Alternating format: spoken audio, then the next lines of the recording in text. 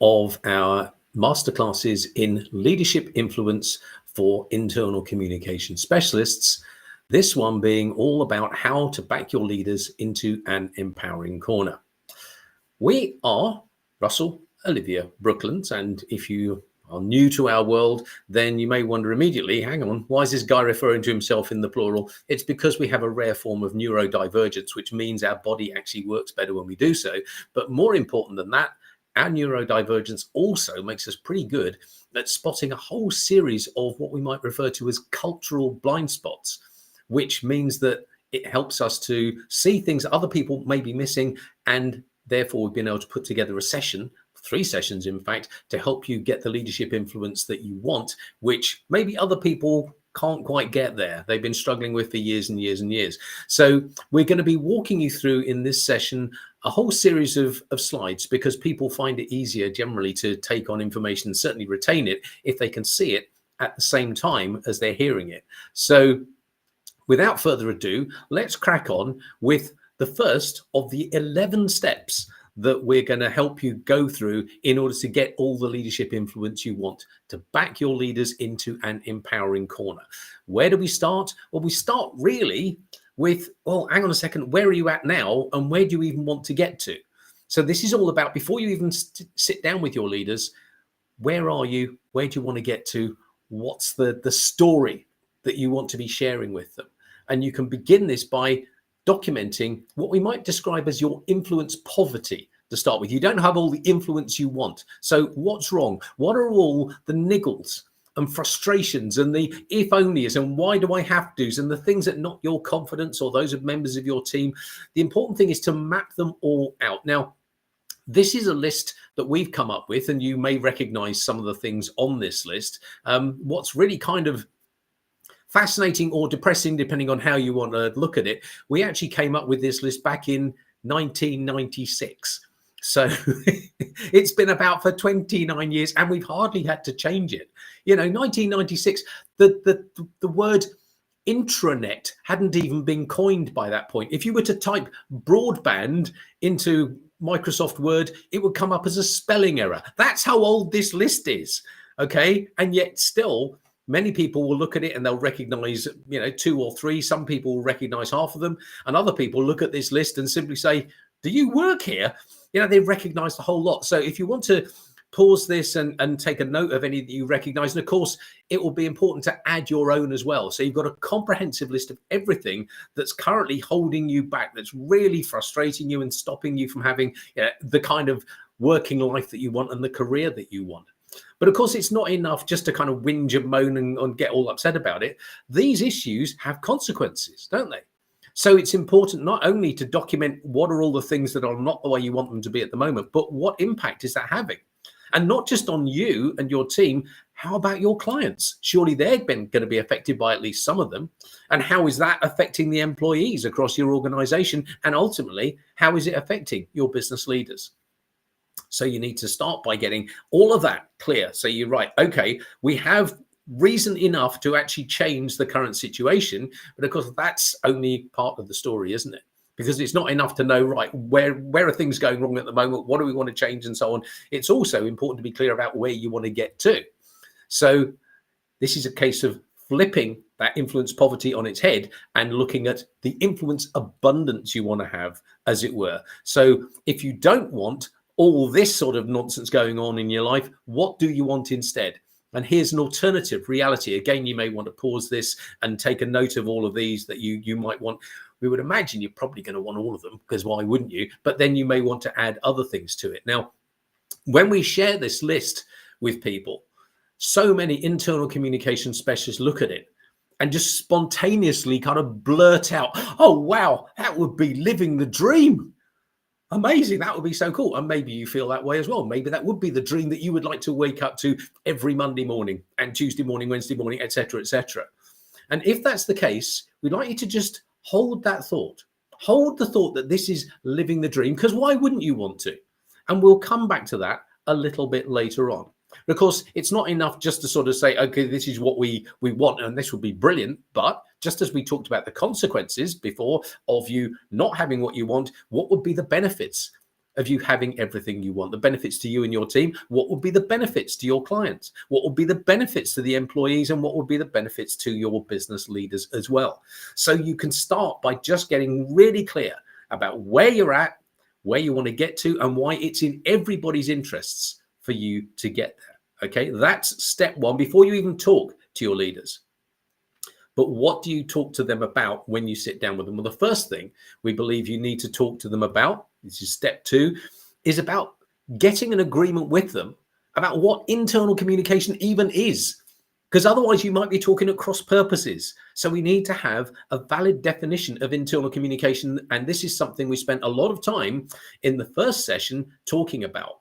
And one of the key distinctions that's really important to get clear about here is that many internal communication specialists, when they define internal communication, they define it on the basis of their team's remit rather than on the basis of the business discipline of internal communication. And that ain't going to work for you here for one very simple and kind of obvious reason, which is that if you want more influence, it's probably because you want your very remit to change. You want a different remit from the one you've got. So you can't start by saying this is the definition of internal communication and base it on your remit, because that's going to be out of date in next to no time. At least you want it to be out of date. So what we need to do instead is to define the internal communication discipline. And we did this in session one. And if you weren't there, then you can go back and look at it if you're not comfortable with this definition, because you might think, oh, that's a bit much. Well, there are reasons why we define it in this way. And it is all communicating that goes on inside an organization, which directly or indirectly helps that organization fulfill its reason for existing. That is what the definition of internal communication as a business practice, as a business discipline would be. Why does that matter? Well, there are a couple of consequences of this definition. First of all, that when we define it in this way, it means that it's recognizing that internal communication is something that everybody is doing. Everyone communicates at least with their boss and usually with their colleagues and other peers as well. So unlike any other business activity, not everyone manages people or budgets or IT systems or does sales or legal work or whatever, but every single person in your organization is communicating. And that also means that there isn't a single thing going on inside your organization, a single business practice of any other kind that's going on, which isn't being influenced to some extent by the internal communication, which is woven throughout it.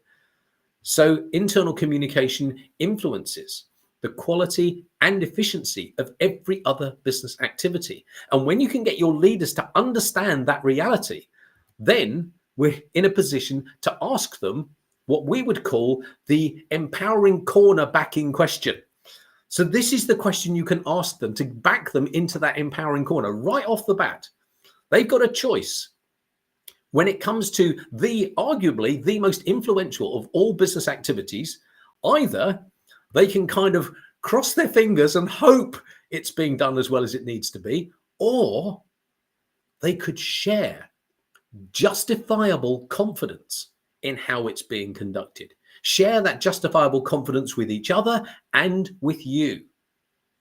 How many leaders do you think are going to go for option one, given these choices? We're pretty confident they're going to say, actually, you know what? Yeah, of course, we'd like to have justifiable confidence in how the most influential of all business activities is being conducted in our organization, which then means we can move on to step three, which is all about defining the basis for that shared justifiable confidence. How would you do that? What is that basis going to be? And this is a really fascinating piece of the story because, well, let's start by looking at what will not deliver shared justifiable confidence. And the most obvious point here would be if you have practices which are unfit for purpose. Any practice of any kind which is unfit for purpose obviously isn't good enough. Fine. Okay, we know that. So let's just clear that out and know that we can't do things in a way which is unfit for purpose. Excellent. But where do you go from there? And a lot of people, they kind of default, not just when it comes to internal communication, but when it comes to any business activity. They will default to the idea of best practice. You know what? I'm going to say something that you may find a bit shocking now, but just bear with us. The trouble is, best practice also isn't good enough. And you might think, what? How God, I mean, that doesn't even make sense. What could possibly be better than best? Well, the thing is that the challenge with best practice as a concept is that when you think about it, it's actually just a label that people stick on whatever their latest way of doing things happens to be. But what was the process by which that best practice was arrived at? Do you know? Do they tell you? Do they show you? Can you see it? No. Well, hang on a second. If you cannot see the process by which this best practice was arrived at, how can you have justifiable confidence in a process you can't even see? You can't. We're back in the realm of having to cross your fingers and hope it was put together properly. And that's not going to deliver justifiable confidence, is it? Because if you can't have justifiable confidence in the process by which that practice was developed, how can you possibly have justifiable confidence in the practice which was developed by a process in which you can't have justifiable confidence? It doesn't even begin to make sense. So the key thing here to recognize is that when it comes to shared justifiable confidence, one of the components of that has got to be transparency. People have to be able to see the workings out. How was this arrived at? Now, the reality is that most people aren't going to be remotely interested in those workings out. They're not going to want to know, then they don't care. But what about the people who do? You have to have those workings out in your back pocket. So anytime you try to get people to do things in a way that perhaps they don't want to do, and they try and push back against you, you can whip out your workings out and say, well, this is why we have to do it in this way. It's not about, who's more senior than who has a bigger job title or a bigger salary or is higher up the corporate food chain or anything like that. No, it takes the personality debate out of things and enables you to get people to do things in the way they need to do it if you can show them the workings out. So that then raises a rather interesting point about the opposite to practices which are unfit for purpose. You might think, right, in that case, we got it. We simply need practices which are fit for purpose. No, you don't actually, because fit for purpose isn't good enough. And you might be tearing your hair out at this point and thinking, oh, for goodness sake, how could it not be? Well, here's the thing, that so often when people are trying to focus on things being fit for purpose, they're missing something really critical. They're assuming that the purpose itself is fit. What if it isn't? What if you've got practices which were fit for an unfit purpose? Well, then you'd be in a position of having practices which were delivering the most efficient and effective ways of producing the wrong results, suboptimal results. And that can happen so often when it comes to internal communication, that people come out with all of these things that they talk about as the purpose of internal communication. And we look at them and think, what? For example, something came up on LinkedIn just a matter of a few weeks ago, and it received loads and loads of likes and shares and affirmative comments. And the person had posted this. We took a screen grab of it. And this is what they were saying. The purpose and focus of internal communication facilitates information exchange and collaboration among employees. Now, we're not going to say that's wrong as such. We're not going to say, well, it isn't, that it doesn't do that. But does it go far enough? That's the key thing. We're not talking about it being wrong. We're talking about it being inadequate, coming up short. Because if it doesn't fill in all the blanks for people, then, well, hang on a second, people are going to have to fill in the blanks for themselves. And if they're filling the blanks in for themselves, there are two issues there. First of all, what if they fill them in wrong? And secondly, because what we're going for here is shared justifiable confidence. So some people may fill in those blanks in a way that's different from the way other people do it. So even if they think they've got shared justifiable confidence, that's just an illusion, really. So we need to think again about, okay, what does it take for a purpose to be something in which everyone can have justifiable confidence? And that purpose has to be valid.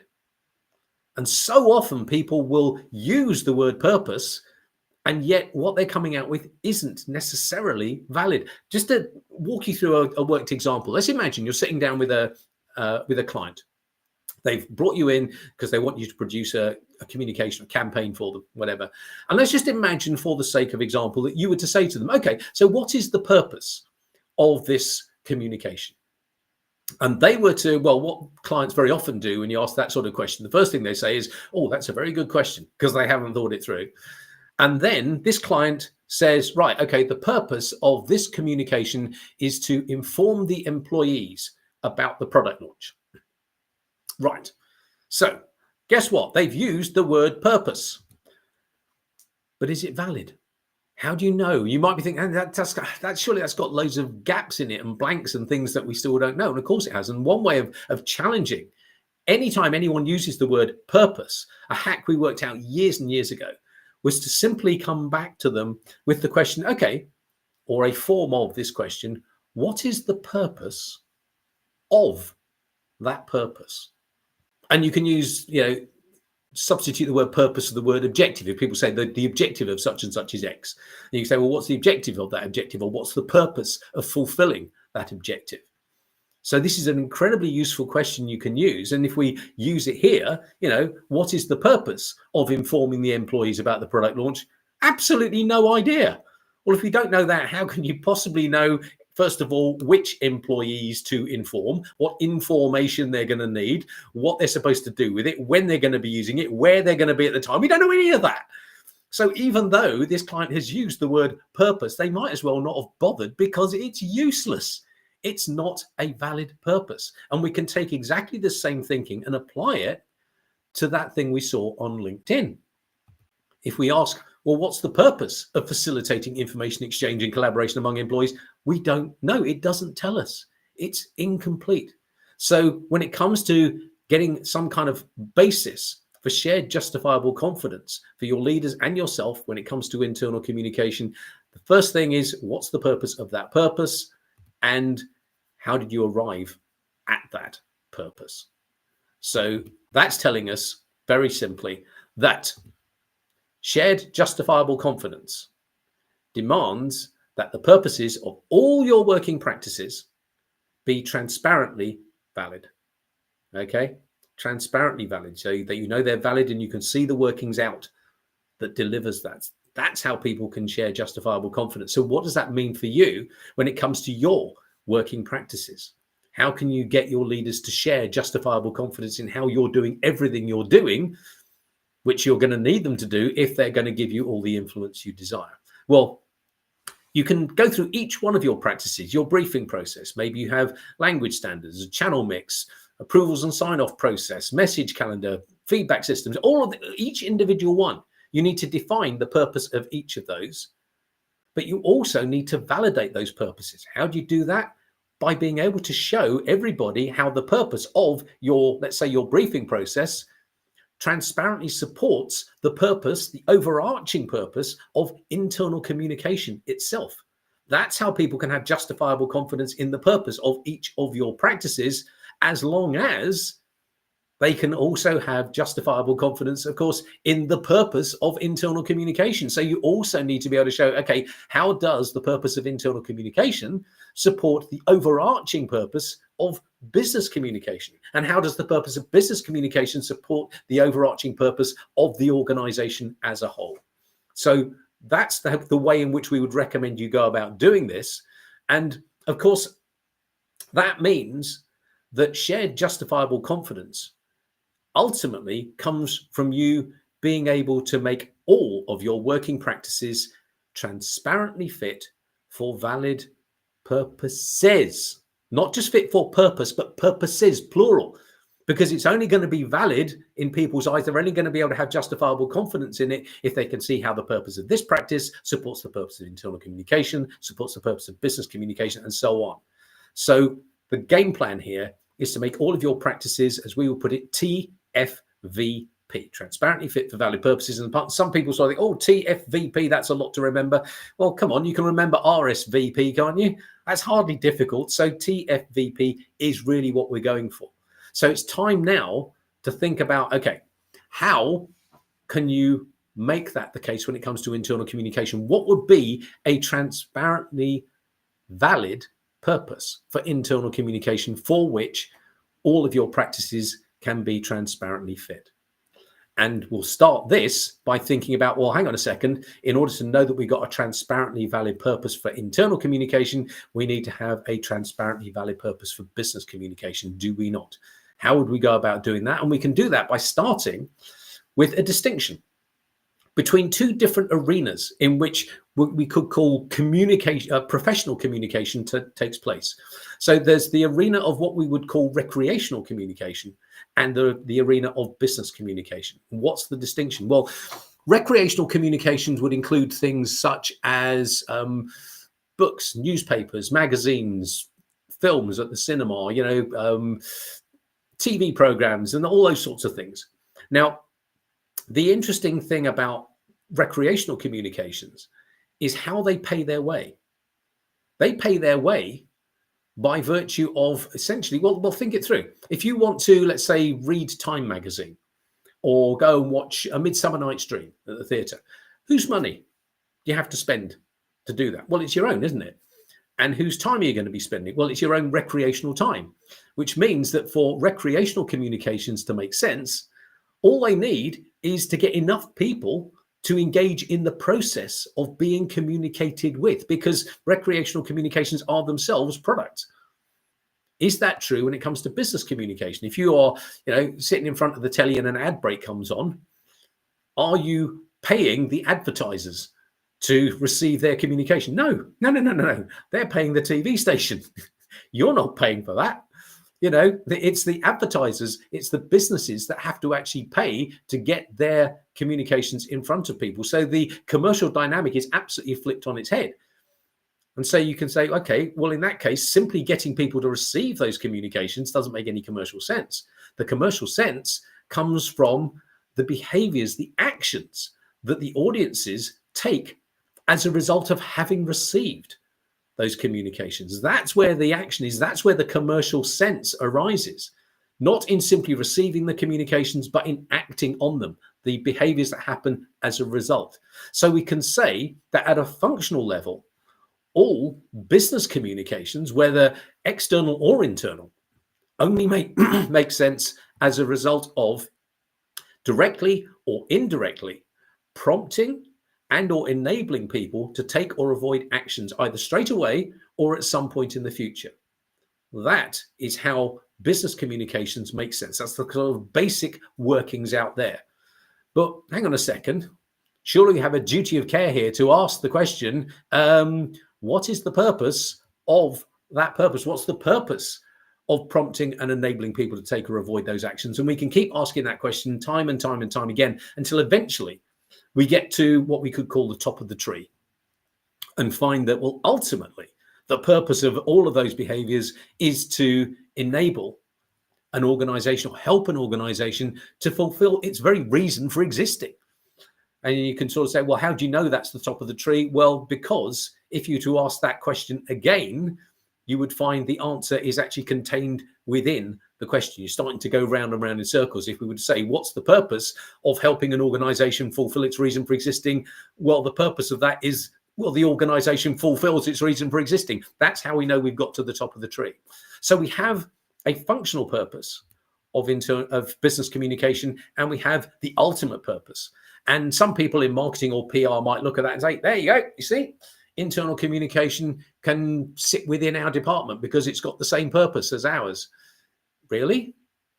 Well, what about the gap sitting between those two? The question of, well, how do the behaviors that are engendered by external communications deliver that ultimate purpose, and how do the behaviors engendered by internal communication do it? Are they the same? Because when it comes to marketing and PR, well, what they're doing is they're really about getting people to engage with the organization itself, getting their audiences to buy into whatever the brand promises are that they're putting out there. That's the game plan there. Is that true of internal communication? Not in the least. Internal communication is about getting those promises delivered. That's what they need to do. So, that being the case, what could we say is a transparently valid purpose of internal communication? Well, we would contend that it could be spelled out as follows.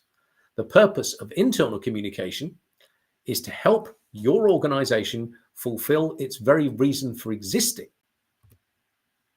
by prompting and enabling the employees, whether directly or indirectly, because sometimes it may be about, as we explored in session 1, it's about helping all employees to manage their relationship with their employer so they can just get on with doing their job rather than about the core business activities. So maybe it's directly, maybe it's indirectly enabling those employees to consistently deliver and improve on your organization's brand promises as elegantly as possible. Now, the elegantly bit is really, it's quite important. It's about efficiency, effectiveness, and ease, about making the organization deliver or enabling the organization to deliver those things as easily as possible, as efficiently, as effectively as possible, because it probably could, deliver and improve on its brand promises.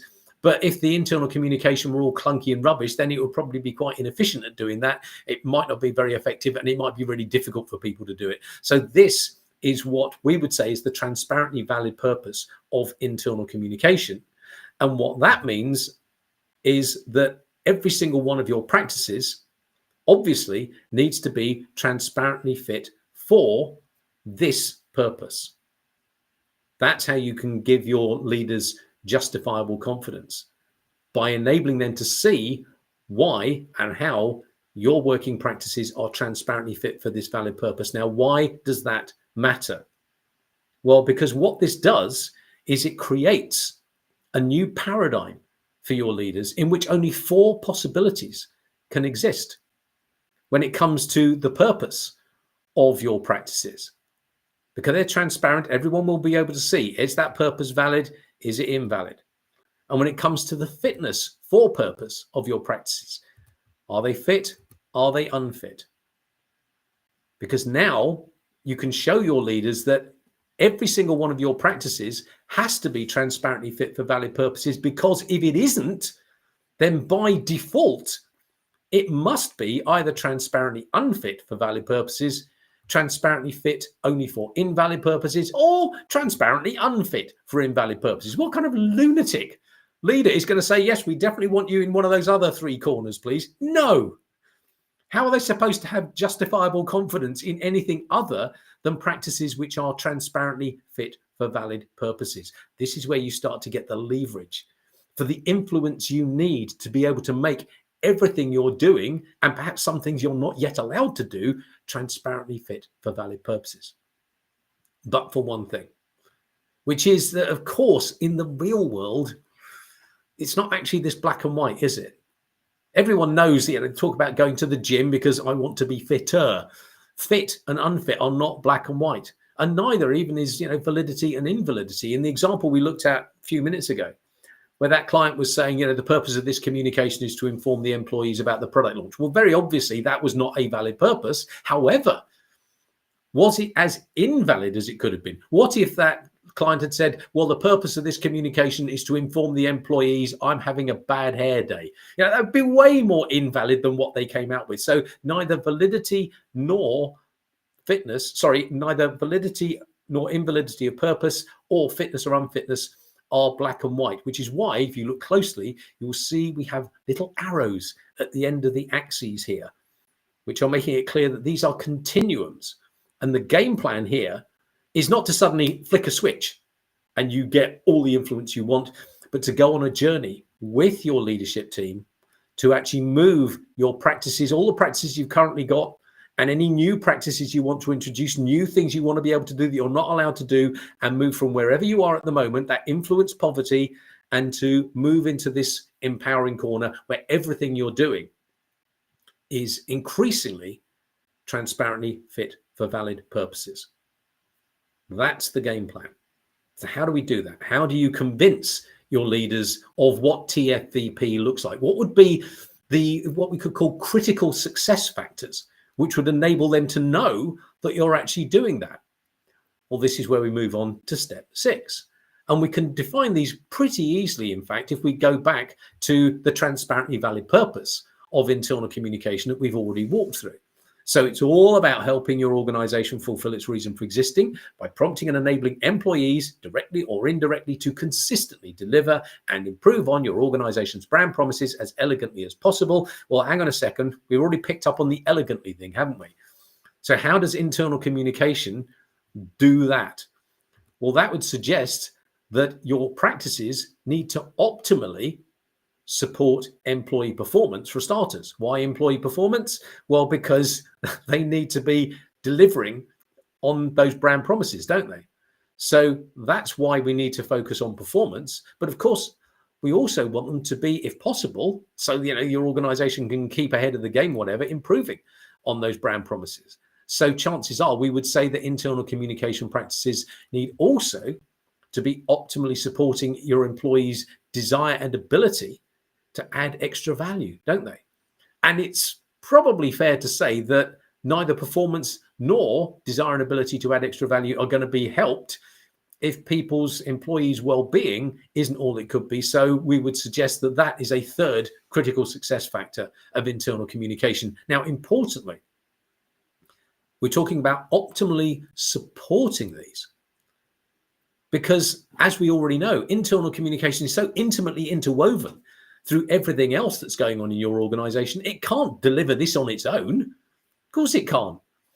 Its job is to support it, but it can't actually take sole responsibility. We know that no way you can point to any business success and say that only happened because of effective internal communication. But it's perfectly possible for people to point to failures and say that failure happened because of poor internal communication, because people didn't know about X, the message didn't get through about Y, they didn't understand about Z, which means that the way we need to come at this is not to overpromise, but rather to take a leaf out of a book that your leaders will already be very familiar with, the concept of risk management. Now, that may sound completely counterintuitive when you're doing something creative like communication. However, we need to make a distinction between your outputs, your creative outputs on the one hand, and the design of your working practices. Those are two very separate things. And what we're talking about is the design of your working practices. And if you can remove the risks from those working practices, then you're in a position to make your outputs really fly and do the job as well as they possibly can. Now, why is this important? Well, it's going to help your influence even more if you think about your practices from a risk management perspective, such that people can actually imagine that you're almost coming at it like a surgeon scrubbing up before an operation. Now, the interesting thing about that is that, well, surgeons always scrub up, don't they? They don't just do it some of the time, when it's convenient or whatever. No. This is a standard practice. They follow every single time. It doesn't matter how senior they are. It doesn't matter how many years experience they can call in. It doesn't matter how posh their job title, how big their salary, whether they scrubbed up just this morning. No, you're going into theatre, you scrub up every single time without exception, ever. And even though they do that, they follow those protocols religiously every single time. Still, occasionally, patients can still contract infections, can't they? So some people might say, well, it's not a point then, why bother? Because people still get infections. Yeah, that's not the point. Risk management is not about making absolute guarantees, because you can't. You try and make absolute guarantees to your leadership team, you're never going to be able to actually meet those. So what you're trying to do here is minimize risks. In the case of surgeons scrubbing up, it's about minimizing the risks to patients' well-beings so that they can maximize the possibility of the best possible patient outcomes. That's the reason for doing it. And you can take exactly the same approach when it comes to your working practices. Because what we found so often when people talk about internal communication, they so often want to use the word, and this is such a disastrous word to use because it's really putting you on the hook for stuff that you can't actually deliver. They use the word ensure. No, you cannot ensure anything. All you can reasonably do, all you can reasonably promise, and all your leaders would reasonably expect is that you are going to minimize the risks to those critical success factors, minimize the risks of employee performance being compromised, of employees' desire and ability to add extra value being compromised, and minimize the risks to employees' well-being being compromised as far as internal communication can, because it can't take sole responsibility for all that, which is why you cannot ensure anything.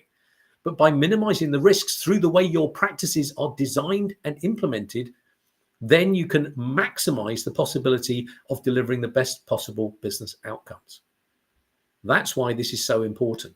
So that then raises the question of, okay, so what would be the risks inherent within any internal communication practice? How could they put those critical success factors at risk? Well, these are the critical success factors: performance, desire and ability to add extra value, and well-being. And they could surely be put at risk if any internal communications are, for example, showing up late. So that people, hang on a second, they haven't got the information yet to do this. Is that going to affect their performance? Almost certainly it will. So maybe you have some practices which could currently be creating a risk that might happen. Oftentimes we find that organizations have approvals and sign-off processes which go round and round and round in circles, which mean that the that the communications themselves aren't arriving in time. That's a risk that could be being created. Another risk, a major one, is if employees are having their time wasted with stuff which is irrelevant. They don't need, they can't use it, and yet it's consuming their time. Is that not going to pretty much guarantee to affect their performance if they're having their time wasted with stuff they don't need and can't use? Of course it is. How about if they're receiving information which is inaccurate? Yeah, obviously that's a risk. Or if it's just unclear, if it's full of jargon and corporate speak and so on, then again, are people going to be able to perform? Are they going to have the desire and ability to add extra value? Might they be getting a bit stressed out that they're not sure what's going on and so on? Yes, all of those are risks. And then there's a subtle one, which is about communications which are disengaging. Have you ever had the experience of reading a communication from within your organization and starting to think, hang on a minute, is this talking to me or is it talking to someone else?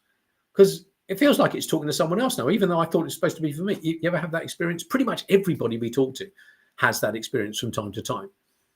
And that raises a couple of interesting questions. When that happens to you, what do you do with that communication? Chances are, if you're like most people, you're going to bin it and move on to the next thing. Why waste your time on something that isn't talking to you? But what if it was meant for you? It just didn't feel like it because of the way it's written, such that you have switched off, which means that communication has failed. Is that likely to put your performance at risk? Yes, it almost certainly is. So there's another issue there to do perhaps with the phraseology, with language standards within your organization, which need to make sure that people stay switched on all the way throughout when communications are relevant to them. And then there's the question of whether or not the communications are actually organized properly, or are people having to wade through goodness knows what else, trying to find their way to what they need within a given communication, or trying to find stuff on the intranet or in SharePoints or whatever, because it's just not organized as well as it could be. Is that going to waste their time? Probably. And how about if they just can't access it at all?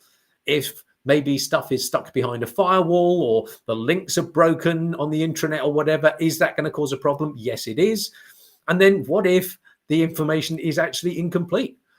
If it's just got gaps in it, such that people are having to sort of fill in the blanks for themselves and just guess what they're supposed to be doing, is that likely to have an impact on their performance? Yes, it is. And then finally, there's the question of whether or not unethical communications could cause a problem, either because employees are being asked to do things that they really shouldn't be being asked to do at all, or because the tonality, is unpleasant, is abusive, is nasty, whatever. So here we have 9 potential risks to those critical risk factors, which means we're in a position now to flip them on their heads and say, okay, well, if these are unacceptable, what would be a series of minimum hygiene criteria that we can now spell out to say that this is how we need to be doing every single internal communication practice? So rather than things being late, well, we need to, because we can't guarantee, we can't ensure, but we can maximize the possibility of communications being timely, of them being relevant, maximize the possibility of them being accurate and clear and engaging and logically organized, of them being accessible, complete, and ethical. Okay, now that looks like, that's quite a list, isn't it? Yeah. Fortunately, the way we've laid it out here provides a nice little easy to remember mnemonic. So what we're talking about here is a series of criteria, which means that your communications will always have the maximum possibility of being traceless. Okay, traceless criteria. This is what we're going for. This is what you can go to your leaders and say, okay, I want me and my team to be able to do everything in such a way that it maximizes the possibility of all the stuff we're doing being traceless. Because this is what the empowering corner looks like in practice. This is what transparently fit for valid purposes looks like in practice.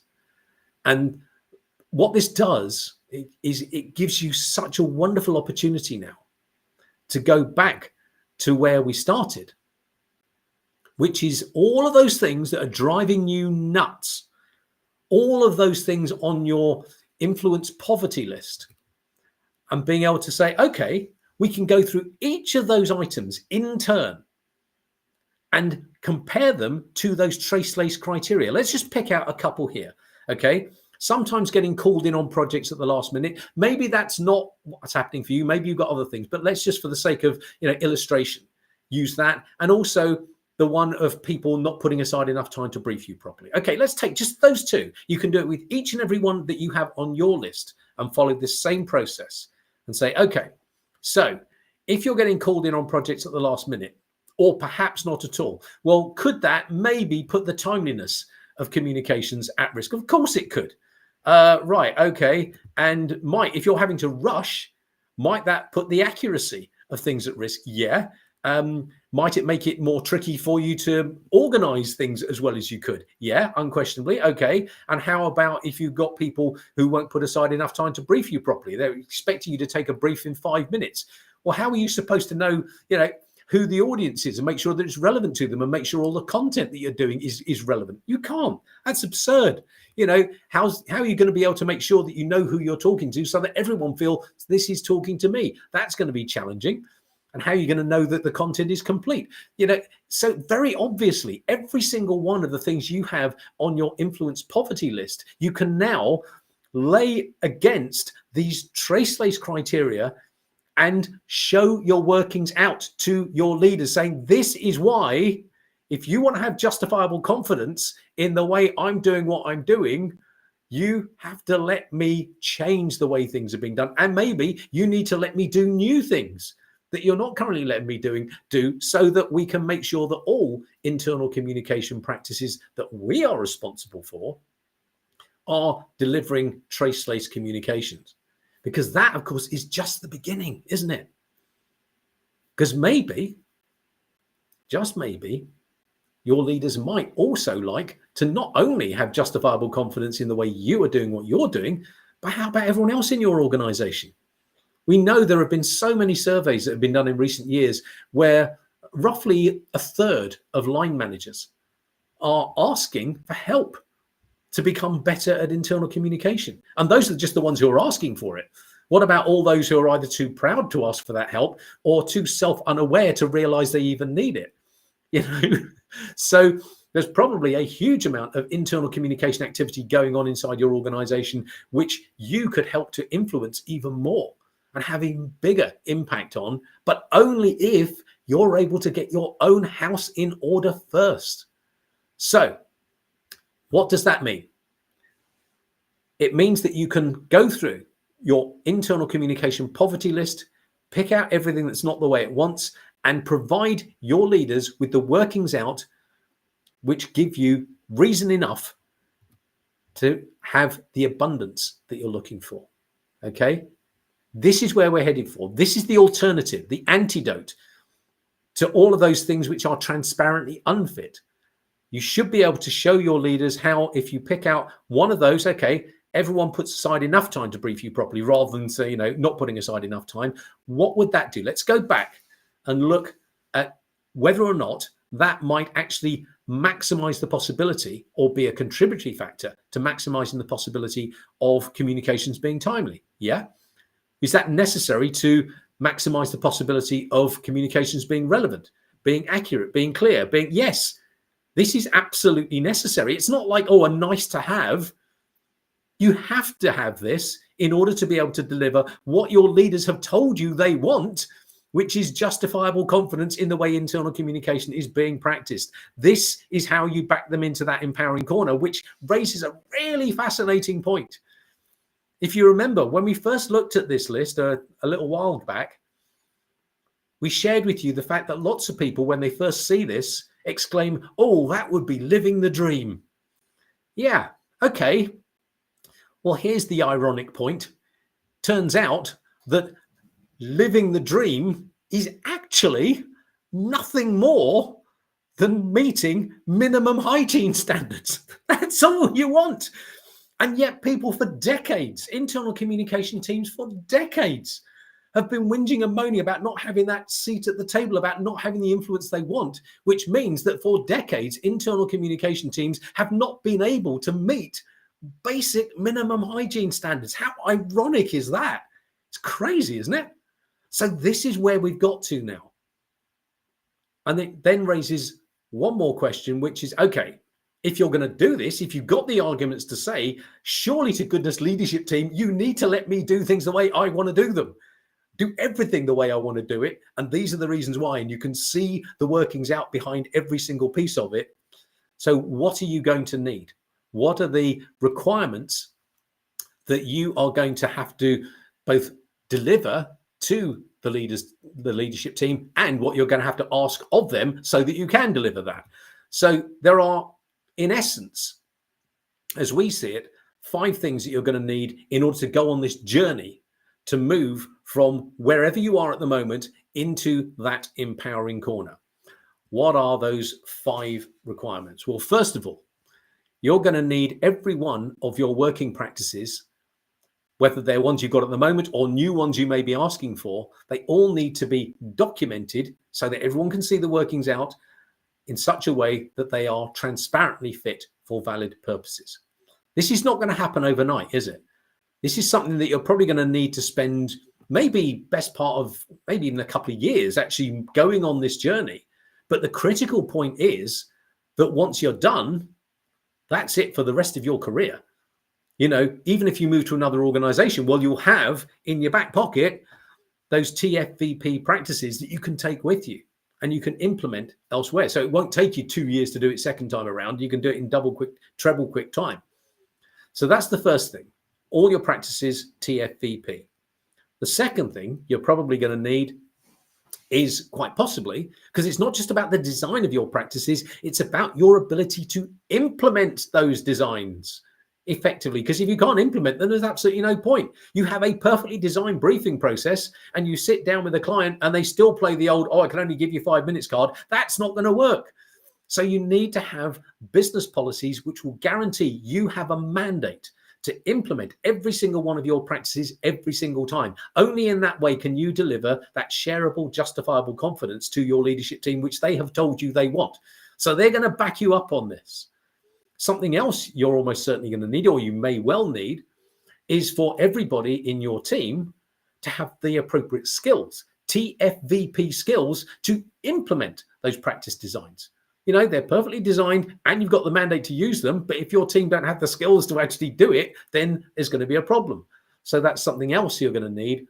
And you may well also, who knows, when you've actually done this work, it may be that, well, you know what, we're still not able to do this because we're just snowed under. We just got too much work for the team to handle. So people are still having to rush. So you have to be sure that you've got a big enough headcount in your team to be able to deliver everything in a way which can give your leaders justifiable confidence. And having done that, that's really about getting your own house in order, which then sets you up to have a whole load more influence, if you want it, by being able to support those line managers and anyone else around your organization who wants to be able to deliver TFVP practices. So you could be able to start setting standards, and perhaps even if your team has got enough headcount to handle the work, to actually start overseeing the way in which other people are doing their internal communicating, in much the same way that the finance specialists are able to oversee the way in which line managers are handling their budgets. It's the same sort of thing, because, you know, most line managers are not qualified accountants. They don't know how to do it. but they're able to manage budgets reasonably well because they're being given clear standards to meet, instructions to follow, and it's being overseen on a regular basis by the finance specialists who do know how it should be done. And that's the kind of model that you can start moving towards within your organization if you want to. So you can have a whole different level of influence over how your organization is succeeding. So those are the 10 steps. Let's just quickly recap them. First of all, let's start with mapping your career trajectory. So what's the influence poverty that you've got at the moment and your desired abundance? And what are the consequences of that poverty and the benefits of you having that abundance? That's your starting point. So we know where we are, where we're trying to get to, and why it's in everyone's interest for you to move. Then you can start sharing with your business leaders that transparently valid definition of internal communication as a business practice, all communicating that goes on inside your organization, which directly or indirectly helps your organization fulfill its reason for existing. And that then enables you to point out to your leaders, first of all, it's the only business activity that everybody is doing. Secondly, that it influences the quality and efficiency of every other business activity, and that therefore you can give them the choice between either having to cross their fingers and hope that this most influential of all business activities is being done as well as possible, or to have justifiable confidence in how it's being done. Once that's in place, then you're in a position to sort out the basis for that justifiable confidence, to share with them, okay, how do we get there? And it turns out that the basis for them having justifiable confidence that they can share with each other and with you is if all of your working practices are transparently fit for valid purposes, which then raises the question of, okay, well, what would be a valid purpose for internal communication?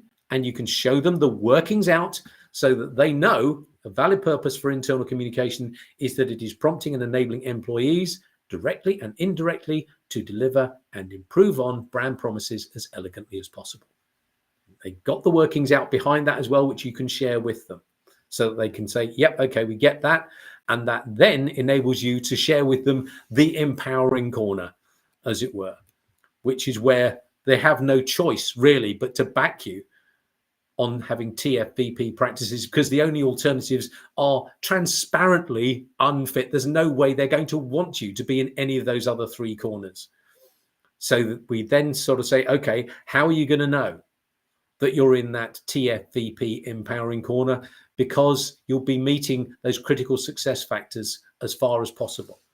Optimally supporting employees' performance, their desire and ability to add extra value, and their well-being, not guaranteeing it, not ensuring it, because you can't, because internal communication isn't the only factor involved.